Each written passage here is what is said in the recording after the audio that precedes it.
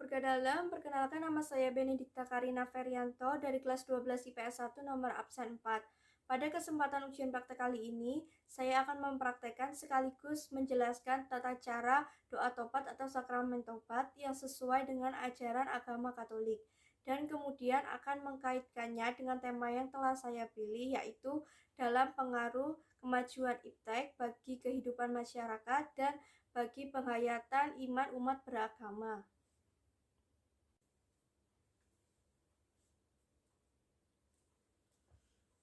Bapa, berkatilah saya, dalam nama Bapa dan Putra dan Roh Kudus. Amin. Bapa, ini adalah pengakuan dosa saya yang terakhir setelah 1 tahun yang lalu. Dosa-dosa saya adalah saya menyesal atas segala dosa-dosa dan kesalahan yang telah saya perbuat dari 1 tahun yang lalu.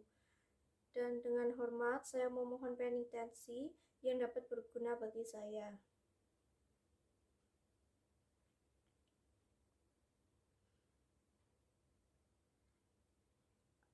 Allah yang Maha Rahim, aku menyesal atas segala dosa-dosa dan kesalahan yang telah aku perbuat selama ini.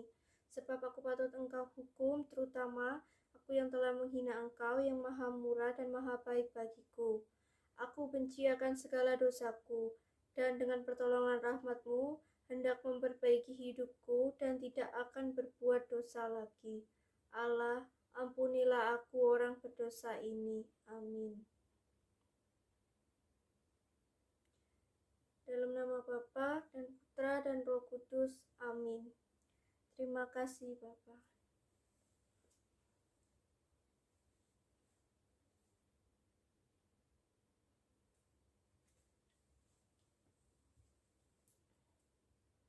Dalam nama Bapa dan Putra dan Roh Kudus. Amin. Bapa kami yang ada di surga, dimuliakanlah nama-Mu, datanglah kerajaan-Mu, jadilah kehendak-Mu di atas bumi seperti di dalam surga. Berilah kami rezeki pada hari ini dan ampunilah kesalahan kami, seperti kami pun mengampuni yang bersalah kepada kami. Dan janganlah masukkan kami ke dalam pencobaan, tetapi bebaskanlah kami dari yang jahat. Amin. Dalam nama Bapa dan Putra dan Roh Kudus. Amin.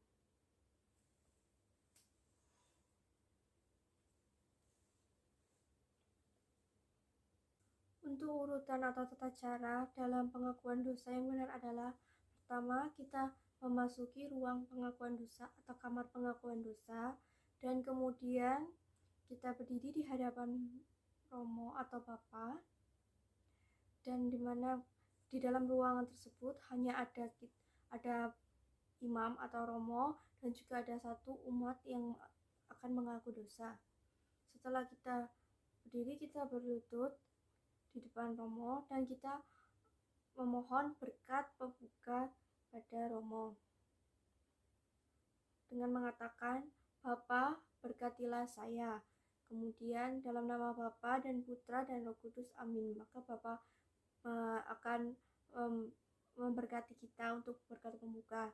Setelah itu kita dapat mengungkapkan atau mengatakannya dengan, Bapa, ini adalah pengakuan dosa saya setelah berapa tahun yang lalu atau berapa bulan yang lalu, sesuai dengan terakhir kali kalian atau Anda mengaku dosa.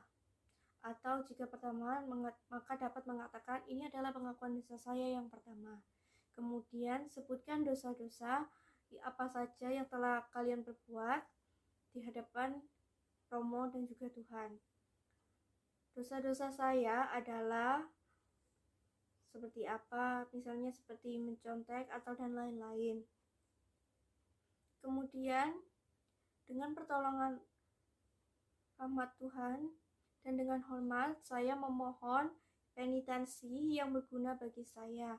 Maka imam atau Romo akan memberikan nasihat kepada kita atas dosa-dosa apa saja yang telah kita perbuat selama ini, dan juga Romo atau imam akan memberikan kita penitensi yang sesuai dengan dosa-dosa yang telah kita perbuat. Penitensi tersebut bisa seperti 10 kali Bapa Kami atau 10 kali Salam Maria di depan dan dilakukan setelah keluar atau setelah meninggalkan ruangan pengakuan dosa, dan kita dapat lakukan di depan atau di hadapan patung Bunda Maria atau patung Tuhan Yesus. Maka setelah Romo memberikan nasihat dan juga penitensi kepada kita, kita dapat menyesali dosa-dosa dan kesalahan kita dengan mengucapkan atau mendoakan doa tobat. Dengan mendoa, lalu dari tata cara atau dari sakramen yang saya pilih atau yang kita pilih, seperti tadi pengakuan dosa. Lalu apa kaitannya dengan tema yang saya pilih, yaitu kemajuan iptek, dalam kemajuan iptek bagi kehidupan masyarakat dan bagi penghayatan iman umat beragama. Ya tentunya pada zaman sekarang, pada zaman modern atau globalisasi, kita para muda-mudi atau para masyarakat cenderung memanfaatkan kemajuan iptek dengan cara yang tidak baik atau justru cenderung terseret ke alur yang negatif atau tidak benar. Seperti contoh dengan kemajuan iptek, dengan adanya contoh handphone dan media sosial yang ada di dalamnya, kita dapat terseret atau terbawa ke arus yang negatif. Seperti contoh penggunaan HP dan media sosial untuk membuli sesama atau merendahkan sesama, menyebarkan hoax, dan juga seperti contoh menyebarkan video porno, video yang atau hal-hal yang tidak senonoh, dan juga melakukannya untuk cybercrime atau cyberbullying, dan banyak hal-hal negatif lain seperti penipuan-penipuan yang dilakukan dengan menggunakan kemajuan iptek. Maka dari itu kita sebagai umat beragama dan sebagai masyarakat, kita harus menyadarinya bahwa hal yang telah kita lakukan tersebut itu adalah hal yang tidak benar dan juga adalah hal yang dosa yang menyimpang dari iman, kepercayaan, dan agama yang telah kita anut.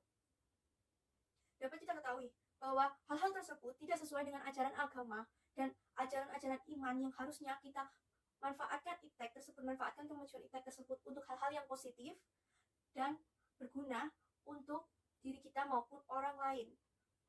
Maka dari hal-hal yang telah kita lakukan tersebut dengan kemajuan iptek dan kita menggunakannya untuk hal-hal yang negatif, kita sebagai umat beragama, kita harus menyadarinya, segera sadar dan segera